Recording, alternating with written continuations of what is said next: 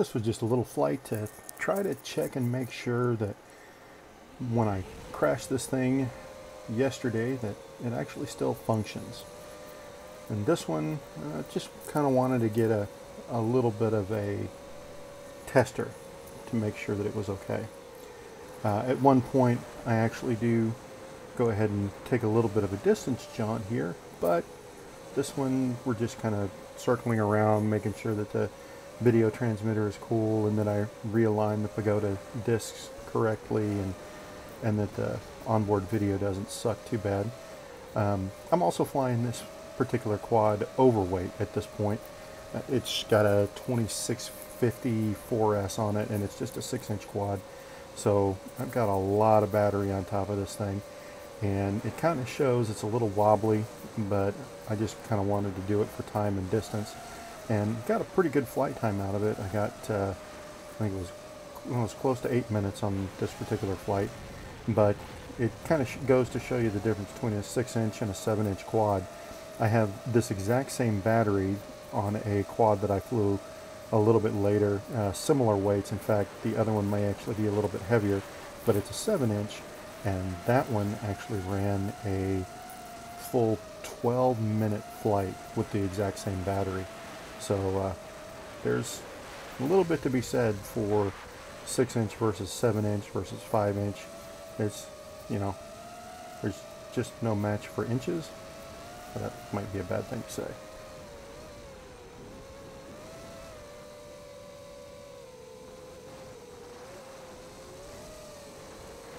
And remember, always check to see whether or not your GPS rescue actually functions.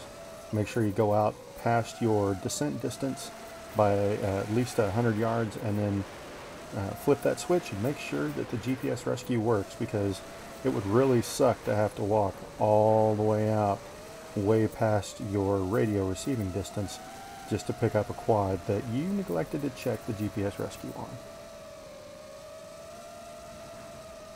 Man, look at how much wind I'm fighting just to stay straight. Oh, this was a rather blustery day, as Owl might say. But we flew out a little ways anyways, just to kind of see what the distance in the sight was, and again, to check video. I believe we've got a little onboard, or the little DVR overlay here coming in just a second, just to kind of show you how good the video was. And this is all on 200 milliwatts, by the way, so not too bad. And there's GPS rescue again, just to make sure that it works. And I'm letting it engage and stay engaged for a little bit here. You can kind of see it popping the throttle just a little bit to kind of maintain distance, and then you come out of it here in just a second. But remember, always test it.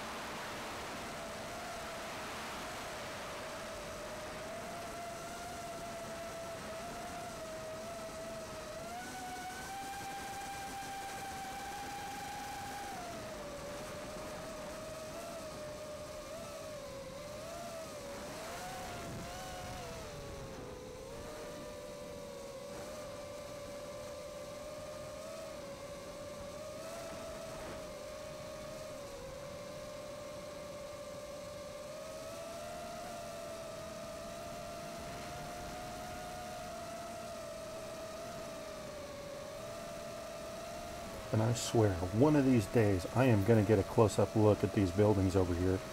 I mean, they're old, decrepit, and abandoned, and good grief, how much wind am I fighting here. But I really wanted to get past it and just see a little bit better at those buildings. Those are so cool.